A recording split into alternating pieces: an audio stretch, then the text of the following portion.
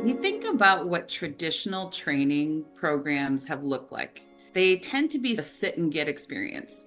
The instructor has information and they're trying to impart it to the people who are in the room and learning it.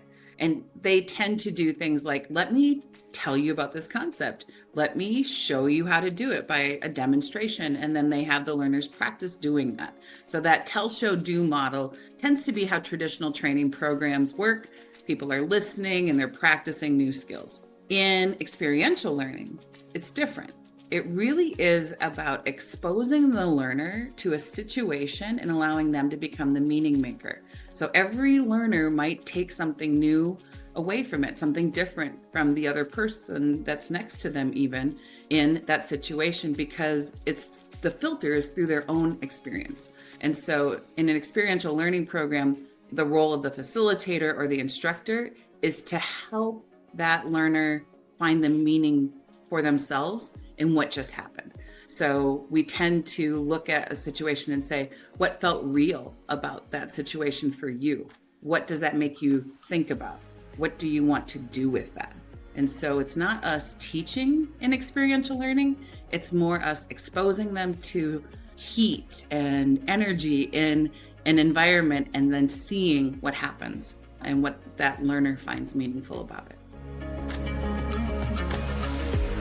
Learning is beneficial because the world is so dynamic and the learners are all coming from different situations with nuanced perspectives and living in different regions of the world. And oftentimes what will feel more meaningful to one learner doesn't feel as meaningful to another. And so this format really allows people to come in to an environment or an experience and they decide what they want to take out of it. And so it allows the learning to feel more bespoke or customized to that learner's needs. And that is way more powerful to them. We apply the pressure, the heat, we generate some energy in the system, and they get to watch themselves in action, as well as watching other people experience something. And then they say, this is what feels most real to me. This is what feels most relevant to me. And this is what it's either reminding me to do as a leader, or this is what it's reminding me I need to grow into.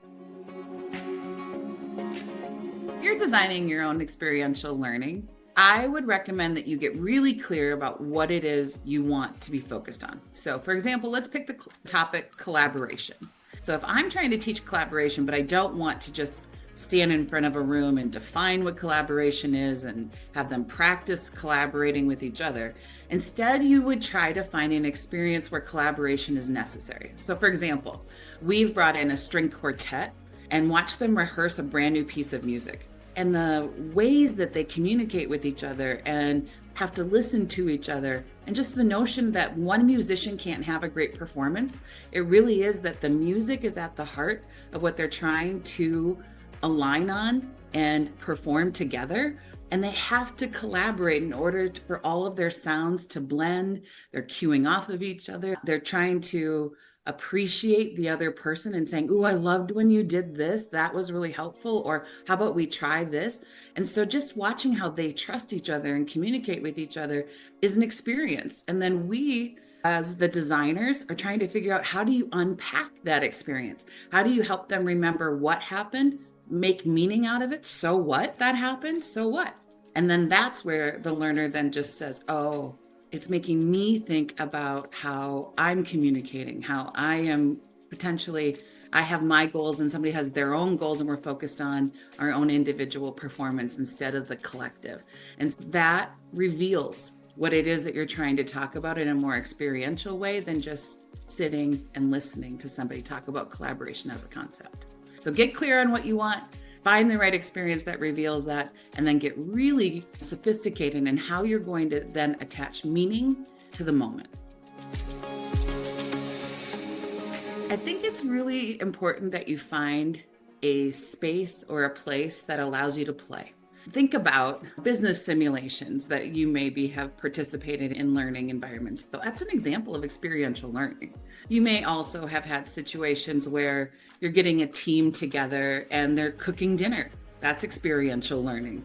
We have situations where we're doing art with leaders, and you're putting them into that beginner's mindset. This is not something that they do for a living, is art, but through that experience, they're realizing that there are opportunities for them to use other parts of their brain to innovate and experiment and feel the energy that is so different than perfect and control and rightness and accuracy, which might be the reality of their environment. So the experience is just allowing them to play with different energy that they might need to develop as a leader. So get creative, have fun with it, and then get ready for people to take what they need out of that experience, not to be so prescriptive.